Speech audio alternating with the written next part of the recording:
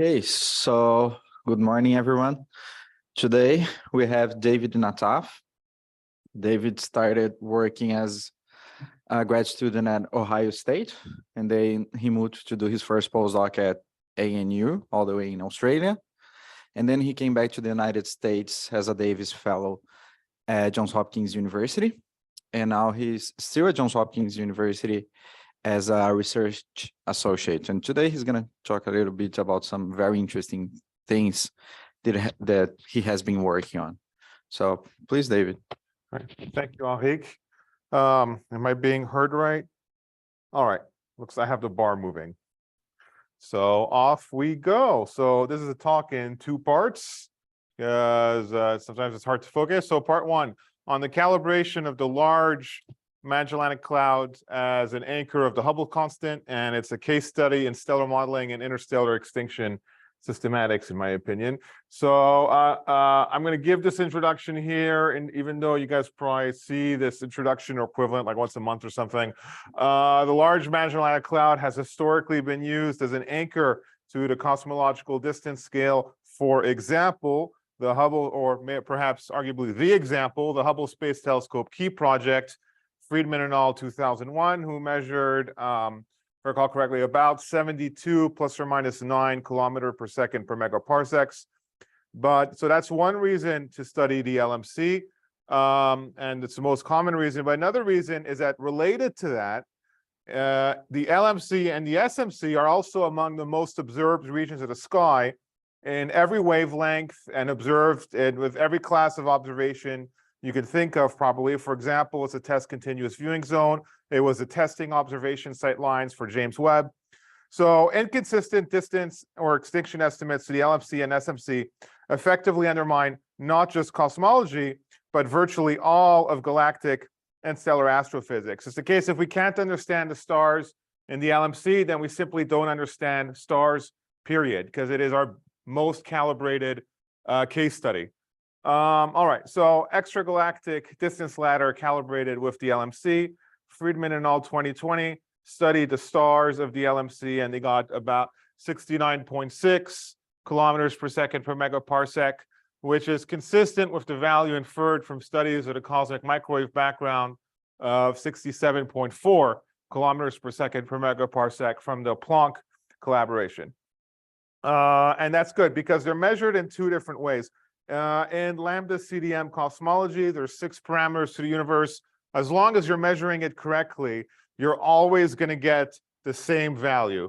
So the value from Planck, it's looking at what the universe was like at redshift of 1080 and extrapolating that to the present day. Whereas the value from, for example, Friedman et al. 2020 and most of the other methods that study Hubble's constant look at the universe today, the nearest 5, 10, 15, 20, 30 megaparsecs, and see how quickly galaxies recede from each other. All right, so it's good. So here's a bunch of measurements from the literature using different methods. And as I mentioned in the previous slide, the method from the CMB and the method from the tip of the red giant branch used by Friedman et al. Are statistically consistent. Also shown here of interest, so neutron star mergers, right now it's not constraining because there hasn't been enough data, but if you go in like 10 years, it'll be completely independent of the other methods and it should be constraining. Distinct from Planck are the lensing data and the Cepheid data, of which I discussed the Cepheid data in here by recent also. The Cepheid calibration and the tip of the red giant branch calibration should agree. It's actually often the same galaxies or nearby galaxies anyway. They're both in the local universe, but it's an independent calibration, mostly independent systematics, and they get an inconsistent answer of about 74 plus or minus 1.42 kilometers per second per megaparsec. And depending on how, there's different ways of adding all the error bars from all the other methods.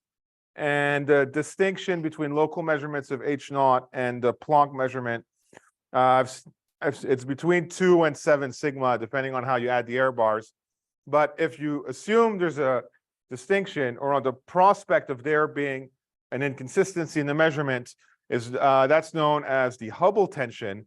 It's a subject of hundreds of papers, entire conferences, and one of the best pathways to new physics, such as time variable dark energy, which I don't know a lot about, but it's often mentioned as a solution. So the red and the blue Gaussian should agree. They're both local universe measurements of the expanding rate of universe, often measured from the same observatories, typically Hubble, and towards the same galaxies, but of different tracers by different groups. So why are they different? There's many reasons why they might be different. One possibility is the assumptions of interstellar extinction, which it could be. Adam Reese and I, when we started this project, we briefly discussed it and we weren't able to convince ourselves right away. So we decided to spend more time on it. And on the issue of whether or not extinction is responsible, it could go anyway. It could be that both these methods make incorrect assumptions of extinction. It could be that the TRGB methodology makes incorrect assumptions, the Cepheid assumption makes incorrect assumptions, or it could be that the extinction assumptions are completely valid or nearly completely valid and has absolutely nothing to do with the discrepancy. But we weren't able to figure this out quickly. It really took a few months of investigation to come to a conclusion. So interstellar dust primer, a lot of people here think about dust in a lot of different contexts. So the scattering and absorption of background light by dust particles causes all distant galaxies and stars to appear redder and fainter. And so here we have a molecular cloud, for example, at 0.44 microns, which corresponds to like B band. It's pretty much opaque. And as you go to longer and longer wavelengths, it becomes less and less opaque. You could hardly tell it's there at K band, which is 2.16 microns. And that's going to lead to a question. It's like, okay, so if interstellar extinction is less relevant at longer wavelengths, why not just use data in longer wavelengths to get rid of this issue? So that is a valid point, but due to history, the greatest volume of data we have is typically in V band and I band, which corresponds to, for example, the filters of the optical gravitational lensing experiment. And it also corresponds to the maximum sensitivity of the Hubble Space Telescope. If a talk like this one were given 20 years ago, I wouldn't have V and I on the board. It would be probably B and V on the board. And I think if a talk like this one is given in 10 years, the most likely filter discussed will be the NIRCam F200W filter. But right now, the largest volume of data is in V and I. And so that's where and so the largest extinction uncertainty is in I band at about 800 nanometers. And here's some equations from Astronomy 101. All right.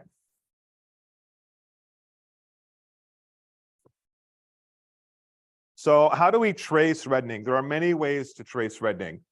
The method that I've spent the most time on and is probably the most widely and most wide used for the LMC and SMC is the red clump method. So red clump stars are very numerous. It's the horizontal branch stars of metal-rich stellar populations.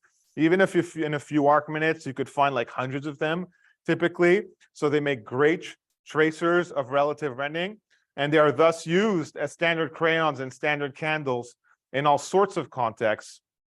Here's a figure from a now old paper of mine. And it's 4 different red clumps towards 4 different sight lines in the galaxy. So what is believable is that there's 2 additional magnitudes of reddening in this sight line relative to that sight line. Sorry. The relative reddening is very precisely measured to better than 1%. But what about the absolute reddening? What would the color of the red clump be in a sight line with no extinction? So it's only a standardizable candle and crayon if we can establish a convincing standard. And to give you an idea of how much this matters, a 0.1 magnitude uncertainty in extinction, it corresponds to a 5% uncertainty in distance, or about 3.5 kilometers per second per megaparsec in Hubble's constant. So you go back to the 2001 Hubble Key project, that error in quadrature would not contribute. But now it could be the dominant source of error. Could be, doesn't mean it is. Maybe everybody's maybe everybody's treating extinction completely correctly. So when I started the project, I had worked a lot on the red clump and the red horizontal branch as a tracer, but not so much on the LMC. And I didn't realize how large the uncertainties were. And there's many ways to measure uncertainty in astronomy. Nobody does it perfectly, but one way to measure it is to look at the range of reference literature values. And that's maybe an empirical way. So Hashke et al. 2011 assumed that the 0 point of the red clump was a color of 0.92. And Gorski et al. 2020 assumed that the 0 point of the red clump was 0.84. So you multiply 0.08 times 1.3, you get about the 0.1 magnitudes that we saw in the previous slide. And that thus enables 2 calibrations points for Hubble's constant, lots of other signs. Now, to be clear, neither Rees nor Friedman nor their collaborators in the papers I've read use these measurements. However, in those papers or any paper you write about the LMC, what you can do is you get a bunch of results, and then to convince yourself that the results are valid or not, you compare them to literature values. And here it was a case that because there were 2 papers that look very good, are both refereed, are both in top journals, that you could say that your answers are consistent with literature data, but the literature data is not consistent with itself. And I was surprised by how large this offset was. So I decided to spend time on it. So, okay, what is the most robust estimate of the intrinsic color of the Large Magellanic Cloud red clump? To read it, this sets the 0 point of the reddening scale. Relative reddening is very precisely measured. Absolute reddening is harder to measure. And question, how large is the uncertainty in this 0 point? Okay, so we ended up converging on this paper after a lot of effort. It was harder than we anticipated, but it was also very educational. I, for one, learned a lot. And as I discussed, the methods we came up with to converge to the 0 points, I hope you guys learned some as well. And I look forward to good questions. So we used 3 methods that we came up with together, and I'm using myself. One is testing to theoretical data. 2 is comparing to Cepheids. And 3 is comparing with our Lyrae data. So 1, theoretical data. What if we just look at isochrones themselves? And of the various isochrone libraries, the Basti team, they've been looking at horizontal branch stars in various contexts for like nearly 30 years between them. So behind their theoretical library is a lot of empirical investigation of how red clump stars behave. And so if we looked at the Basti version 2 isochrones from Hidalgo et al., 2018, they agree much better with the estimates assuming a redder intrinsic color. So we see here they're pretty much on the curve for like the 5 billion-year-old stellar population in purple. So, okay, this is red clump intrinsic color as a function of metallicity and color coded by age. These curves are the theoretical predictions. This is what Hashke et al. Reported for the LMC and SMC, and here's what Gorski et al. Measured. So if you just go by the theory, the Hashke et al. Measurement is preferred, but then you might say, well, theory, it works sometimes, not always. And in general, what stellar modelers will tell you is that relative stellar evolution works well. They get the gradients right, but sometimes the 0 points are wrong because there's issues such as volumetric corrections and so on. So we can test a predicted 0 points. So, okay, maybe we can shift to 0 points. And so we decided to try that by using 3 stellar populations that are well calibrated. One is the solar neighborhood, one is the open cluster NGC 6791, and one is the globular cluster 47 Tuck, all studied with a monumentally large literature behind them. So we had plenty of data to back up whatever calibrations we need to do. And we did find that yes, there is a preference for a 0 point shift in the isochrones. The relative predictions were correct, but at the 0 point, they were not.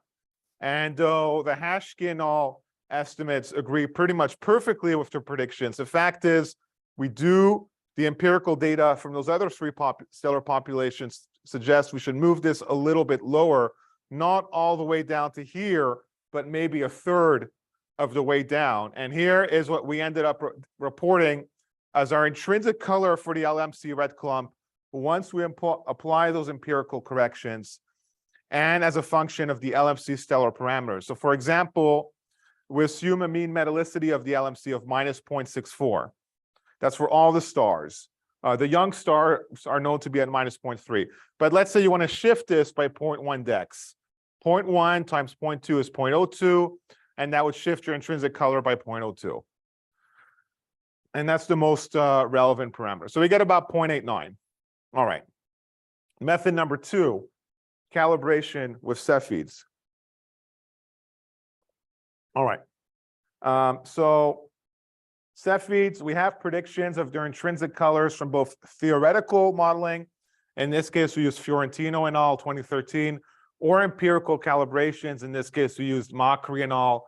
2006. Those are the red and blue curves, which happen to agree substantially. And the idea is that the reddening towards a Cepheid in the LMC should be similar to the reddening towards the nearby red clump stars.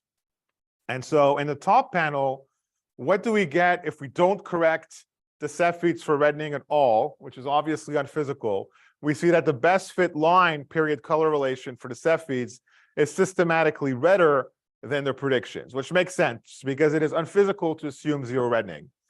And then in the bottom curve, I show what if I assume the reddening corrections from Gorski and all, which has the lower 0 point. And we see then that the Cepheids are systematically bluer than the predictions from theory and from the empirical calibration. And what that leads to, if we try and get the black curve to agree with the red and blue curve, we get a 0 point of about 0.92 plus or minus 0.02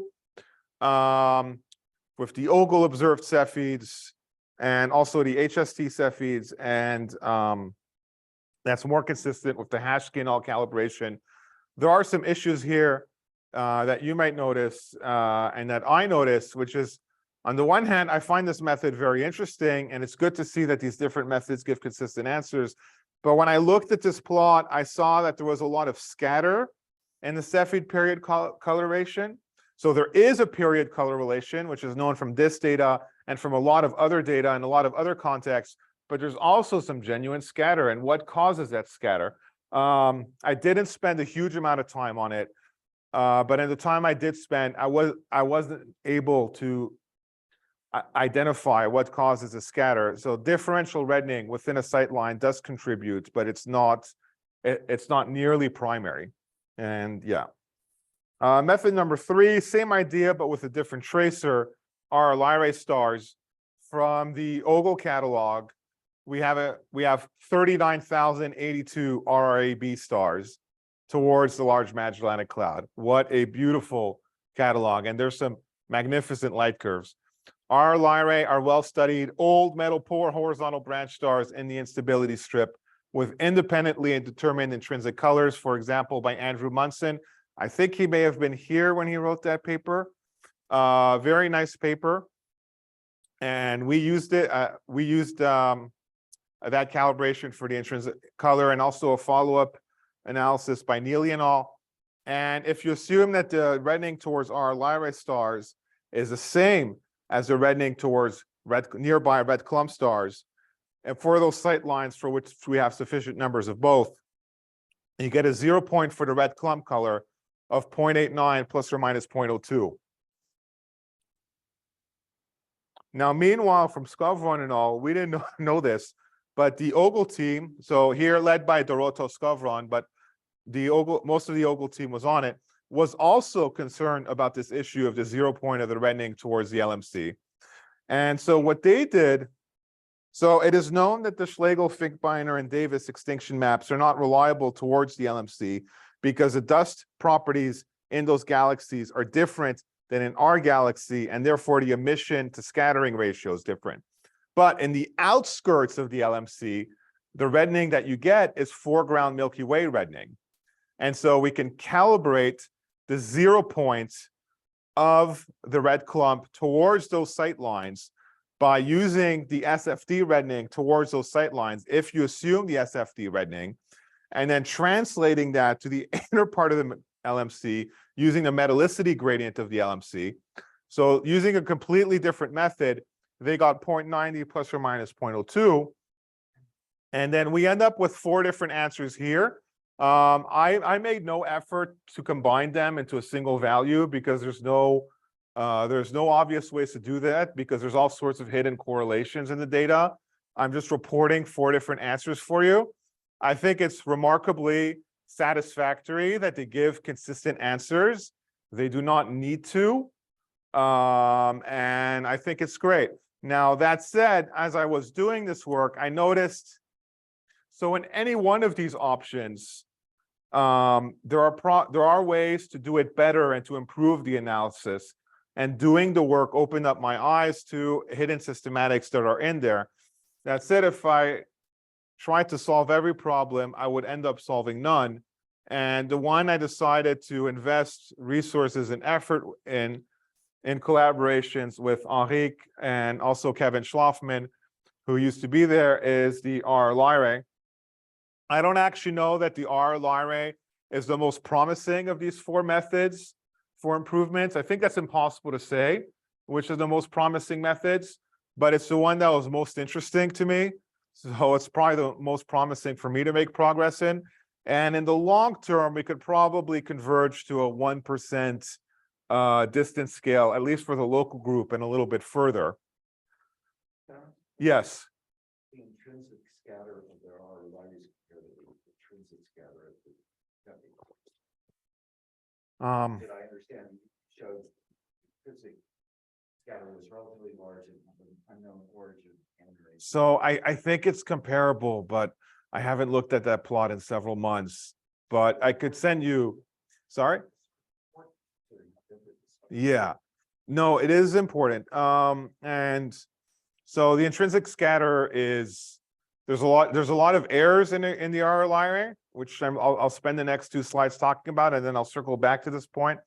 So the R Lyrae, many papers are being written on them now, and after, like, for example, there was a couple decades where almost nobody was working on them because I think that was misguided. But the actual calibration of the R Lyrae that's widely used is of about 36 or 38 spectra that were taken from various telescopes in the 1980s. And more recently, Andrew Munson got a lot of photometry for those stars, which is great. But we think, when I looked at the data, I converge on the idea that we need a larger gold sample or platinum sample of R Lyrae with high resolution, high signal spectra, which we can now have wonderful photometry and astrometry from Gaia. And the main advantages of getting a larger sample, other than the larger sample itself, which bends down the error, is one, we could get more leverage at the tails of the metallicity distribution function. Because if you just get 30 stars, almost all of them are going to be at the mode of the metallicity, which locally is like minus 1.2. But how do R Lyrae at -2 or -0.5 behave? The samples are small, but we can make them bigger. And also, what is the meaning of the metallicity of an R Lyrae? Is it iron or is it oxygen? In the literature, the empirical literature, it is in every single paper I've seen, it is assumed that metallicity of R Lyrae means iron. That might be, but if it's oxygen, which it could be, that means there's like a 0.3x offset between the calibrations for the Milky Way and how they should actually be used in the LMC, which is a different oxygen to iron ratio. So we don't know. I don't know if it's really oxygen or iron, but I think we could find that out if we get a large enough sample of R Lyrae with high resolution spectra, and hopefully we capture a spread in the oxygen to iron ratio. Okay, so here's some preliminary work on this. So, okay, here's 2 spectra of 2 different R Lyrae. Now, the green one has deeper lines because it's more metal rich. The spectroscopic metallicity of the green one is greater by 0.63x. But it's the metallicity inferred from the Fourier coefficients of the light curves is lower by 0.93x, right? So that's a 1.56x offsets between the two offsets. So there's significant discrepancies between photometric and spectroscopic metallicity estimates, and we're working on this. And we want to set up a new 0-point foundation for our Lyrae based on high signal noise ratio, high resolution spectra, and aside from that, fabulous astrometry from Gaia. And we're going to have photometric time series, 3 band passes from Gaia, 2 from WISE, and anything else we can find. Here's a scatter plot of 7 different R Lyrae. Sometimes it works and sometimes it doesn't. There's going to be some significant binning down of the errors. And at this point, it looks like the errors are so big, you might be asking, how did you get the right answer then? And I think it's because in the average, it works really well, but there's a high kurtosis to the error in the calibration. That's my guess now, but we'll know more in a few months. So summary of part 1, the 0 point of the mean reddening to the LMC is measured to lie within a range no greater than 0.03 mags, corresponding to about 3 kilometers per second per megaparsecs. So that's the range, which is not the same thing as a 1 sigma uncertainty. I think it's an impressive degree of consistency between different tracers and between theory and observation. And if you apply that shifted 0 point to the tip of the red giant branch, you do move the red Gaussian a bit to about 71 or 72 kilometers per second. So the way we got that in the Friedman et al. 2020 paper, they looked at a number of sight lines, and the mean extinction in those sight lines was 0.17 mags. But then we recomputed that mean extinction using our new 0 point, and it was about 0.1 or 0.11 mags. And so that suggests a shift in the 0 point scale. But I think this, you know what, I'm going to open this up to questions before we move on to part 2. Thoughts, concerns, criticisms? Yes. So in Friedman et al. 2020, were they only using the LMC as the anchor? I thought they used other. I think it was a joint LMC SMC anchor. Like, yeah. So they didn't use, I thought they used NGC 4258. Yeah, so I'm not sure. And there's 2 different Friedman et al. 2020s. And so we might be talking about different ones.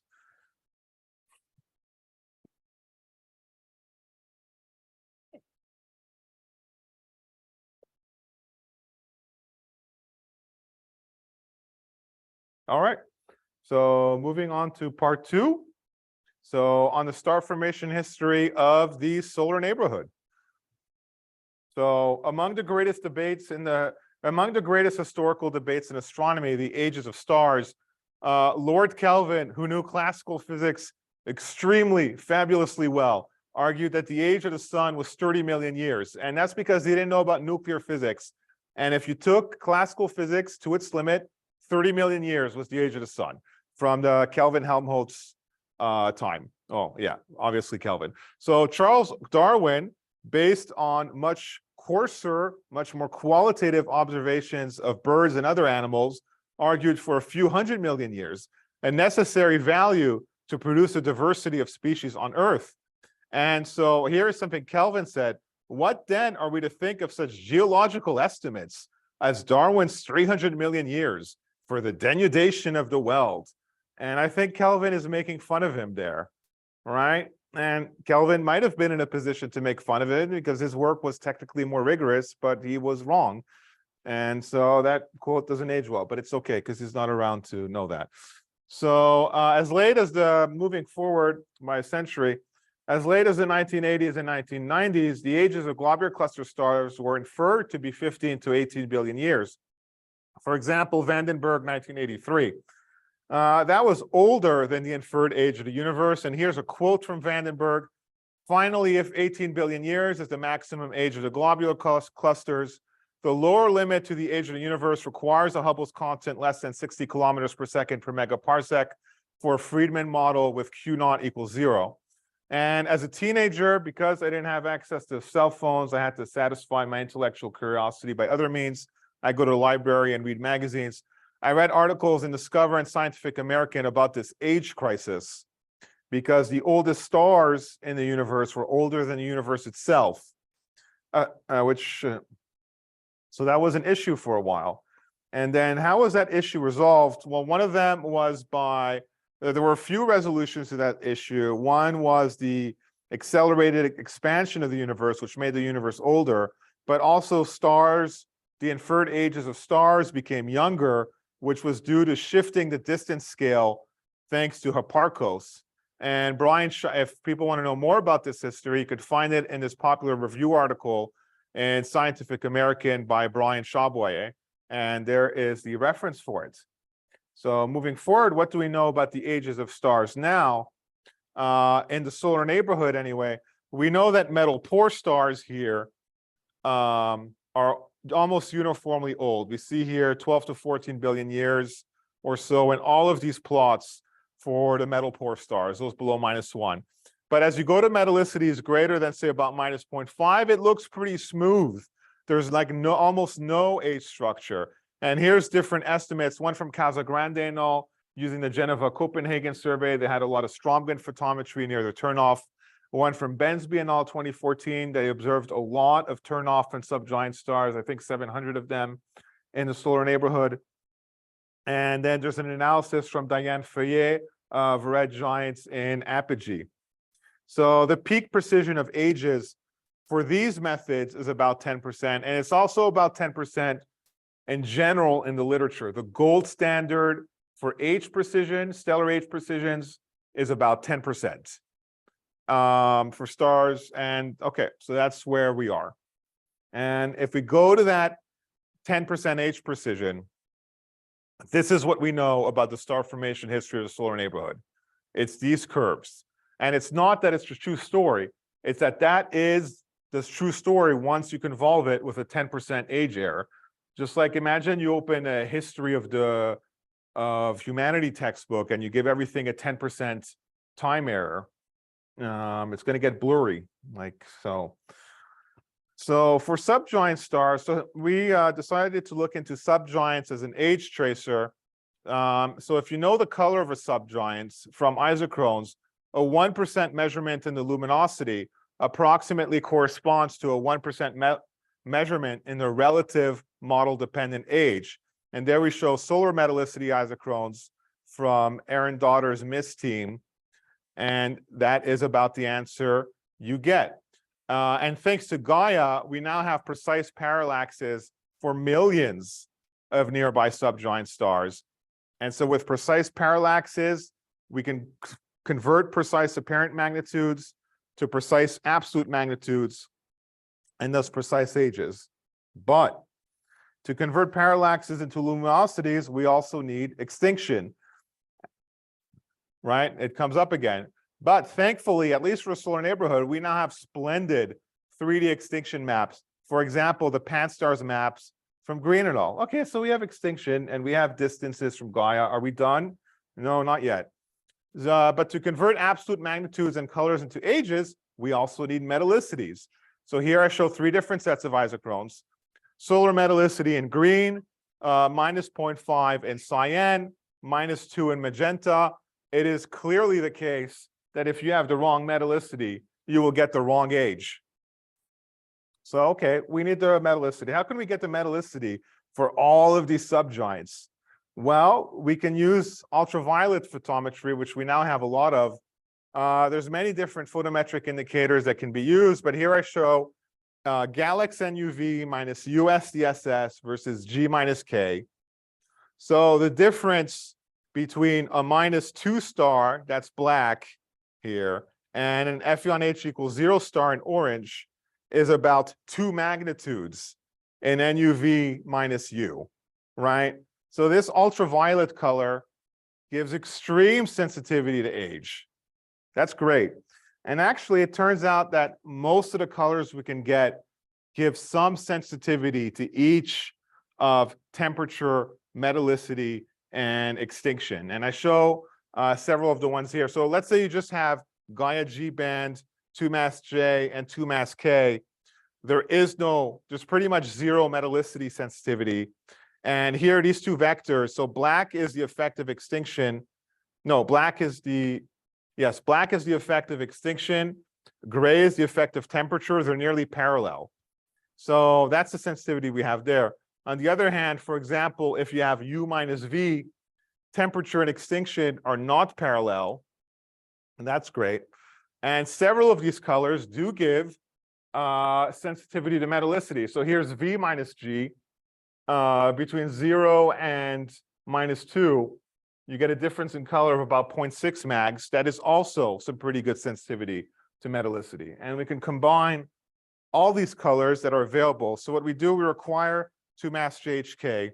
We require Ys W1 and 2. And we require an ultraviolet measurement. Yes? Wouldn't you have metallicity estimates for a lot of these stars from Gaia? We'll get there. That's good. Yeah. So subgiants is an age tracer continued. So ideally, given precise parallaxes, lots of photometry, 3D extinction maps, we should be able to determine stellar ages on the subgiant branch. And there's one more issue, is variability information. So if you don't remove your variable stars and your binaries, you will get the wrong ages. And that's not just true of our methods. I think it's true of all of the widely used age determination methods for stars. The assumption of single star stellar evolution is only valid in the case of single stars. But the variable variability data, they may not be perfect, but they're pretty good. So this is M67 here, right? So it's hard to identify variables because it's 850 parsecs away. Which binaries or other variables do we identify? In red, it's reduced unit weight error. That's an astrometric method. Look at all these subgiants that are taken out. Blue, stars identified as variables in Assassin. Orange, high photometric noise in Gaia. So we're not getting all of the binaries and so on, but we're getting many of them, and that's good. And so how do we deal with this huge multitude of data? So we want to determine posterior probabilities of intrinsic stellar parameters, that's mass, age, metallicity, distance, and extinction of each star, given the measurements in photometry, parallax, and extinction. That's non-trivial. We use the isochrones package. It uses nested sampling to explore the parameter space of the missed isochrones, and it does a good job of converging to the best fit model estimates for each star. It's not that widely used in galactic archaeology and stellar fields, but it is widely used in the exoplanet fields to interpret the host stars of exoplanets. It is what was used for the Kepler-2 input catalog. And also, so for example, in a study of WASP 77b by Reggiani et al., 2022. So how do we do? Let's look at 3 different methods. So, we're looking at bright stars in the solar neighborhood. Obviously, some of them have spectroscopic metallicities from, for example, Gaia, right? So for Apogee, Galan, and Lamos, our photometric metallicities, which are on the x-axis, correlate very well with their spectroscopic metallicities, which are on the y-axis. It is the case that there's some scatter here sometimes, which is a very small fraction of the stars. And I spent a good amount of time trying to figure out what causes those scatter. It was not due to, say, low signal noise in the spectra, for example. Their signal noise is just as high. It actually is due that in those cases, I'm not convinced that most of the time it's the photometric metallicities that are wrong. And after some experimentation, it is specifically the priors on extinction that are wrong for those stars. So I found where that test came from. Rosine Lallemand has the still ISM, developed the still ISM extinction maps that provide most of our extinction estimates. I emailed her with a question. She's like, no, you got to use our updated maps. The updated maps are better. And I ran some tests, and then most of these stars that had these large offsets no longer had the large offset. That's good. Now, a question came, why not just use the metallicity estimates from Gaia? Those are mostly good, right? But it turns out that at lower metallicities, at least for now, the BPRP spectra, so they cannot distinguish between a lower metallicity star and a higher temperature star. So that's the status right now. But that'll improve over time. But it will always be the case that we will have precise parallaxes and ultraviolet photometry to a larger number of stars than we will have spectra for. So the Gaia BPRP spectra, eventually it'll peter out at like 15th magnitude or something. Once LSST, or sorry, Rubin is available, we'll have ultraviolet photometry down to 26 magnitude. And on that note, our total sample, though we're developing this method, is about 500,000 stars. The biggest limiting factor in the size of the sample is the availability of ultraviolet photometry. More on that later. So other tests, can we get precise ages in open clusters? And the answer is yes. We get about 7% precision on the ages in open clusters, which is good because we can assume that the stars in an open cluster formed at the same time. But let's go back to this variability issue. So let's look at NGC 188. These two cyan stars, we were able to flag them as variables, and that's good because this star, which is part of the cluster, clearly it's a blue straggler. We would get a much lower age for this star if we used a single star stellar evolution model. But can we identify all of the variables? No, we missed this one and this one, and that is what is dominating the error budget. It's the largest source of systematic error is unidentified blue stragglers and variables. Pretty much that the assumption of single star stellar evolution is not always correct.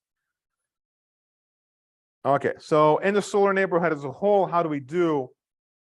I think we do splendidly well. This is the most precise star formation history of the solar neighborhood. We have the median precision of 7% in age and 0.12x in metallicity, and we see a good deal of substructure. Our derived star formation history of the neighborhood shows 3 components. So there's this component, which includes the sun.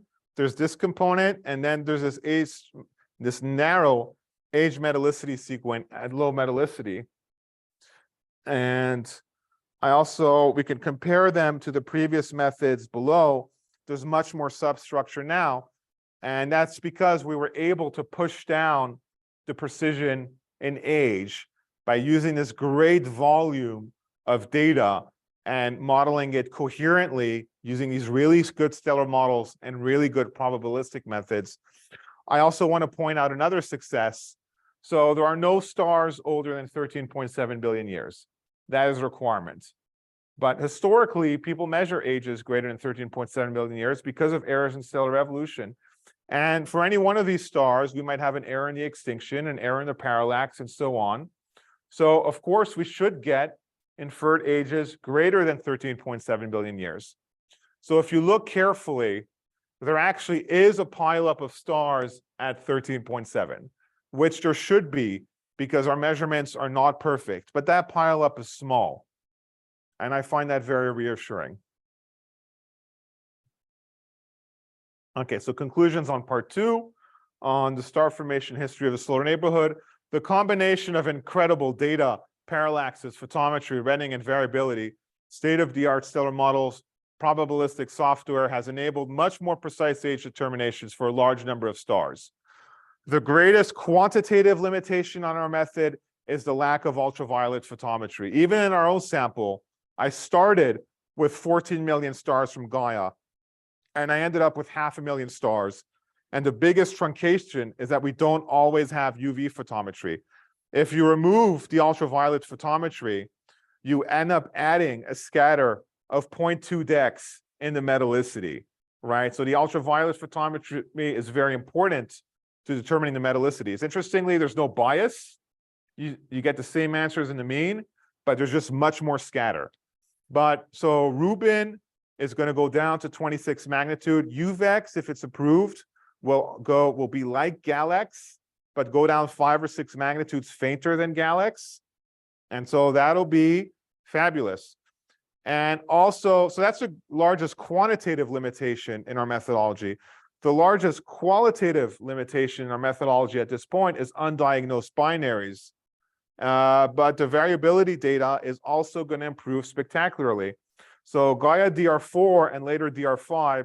So one, they're going to have a larger baseline for their astrometric noise determinations.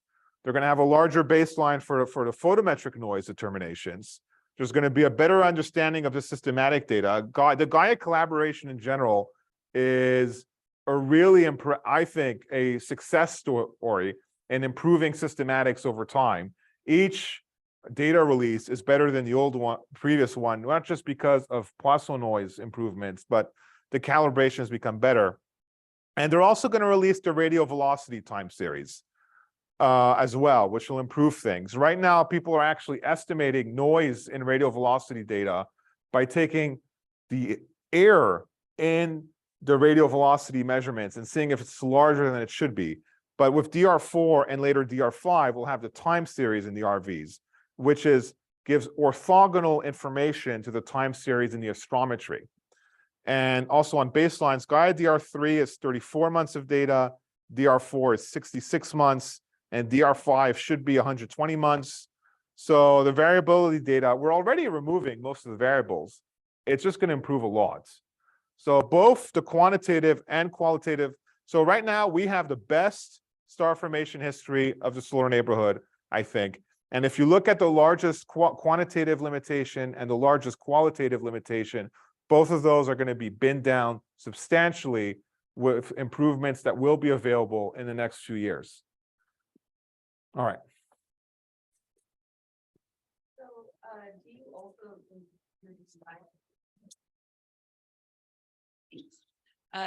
since you're using Gaia, do you also look at the motions and see how the motions of the stars or clusters in the solar neighborhood depend on age and all that?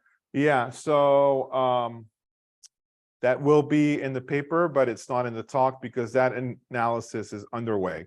Okay. So I'm not confident enough of any claims yet to present it. I guess and can you remind me how big is the solar neighborhood? I never thought of the size of it. Oh, so it's kind of an arbitrary claim. So what we actually use is stars with a parallax precision of at least 50 that are on the subgiant branch. So effectively, our most distant stars are like a little over a kiloparsec away. But there is no strict definition of the solar neighborhood. Okay. Yeah. And are you going to also be able to get cluster demographics? So this 5 million stars is just the What do you mean by stars. cluster demographics? Like, do you get enough? Well, looking at these stars, like, do you see like are you looking at specific like associations No, also, we just took out all the stars that are No, nearby. but, Yeah. But I mean, is like, can you see clustering? And kinematic space? Yeah. I hope so, but we haven't. Because I'm just wondering, like, this debate about, do all stars born in clusters or not? And that was done earlier on, with solar neighborhood data. Yeah. Yeah. And then I would suspect too, for the oldest stars, they'd be puffed out more due to stellar kinematics over time, Yeah. right?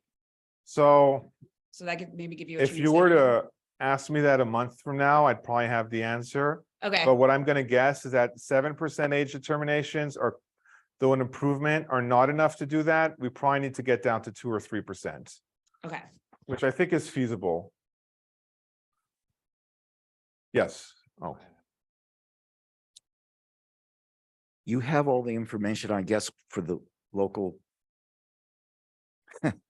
This is local sample. What did you call it? I'm sorry. Solar neighborhood. Solar sample. neighborhood sample. Have you ever tried or thought about trying to get the mass growth out of that? I mean, you have all the information for just that subset of the galaxy. You know, mean you have the history in terms of metal abundance and age, but so you mean like fitting a chemical evolution model? you should know what the masses of all the stars are in some, Yeah. transformational way. So although it's not the whole galaxy, but it tells you how the local neighborhood grew in mass. I haven't thought of that.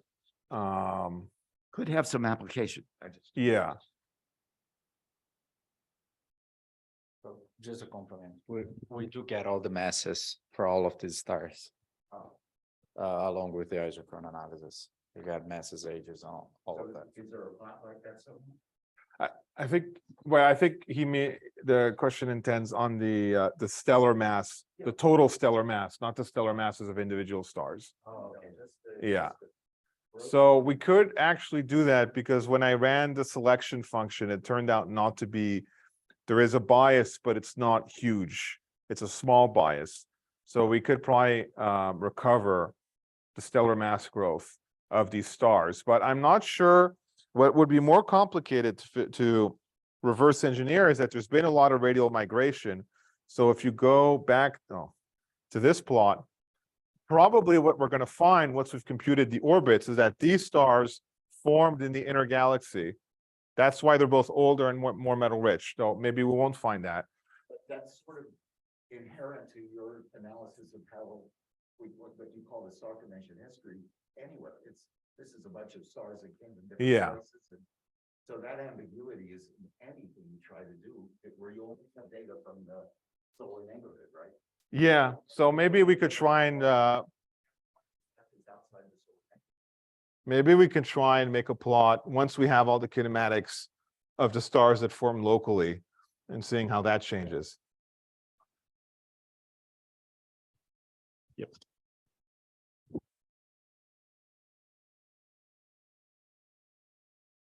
Thanks. Super interesting talk.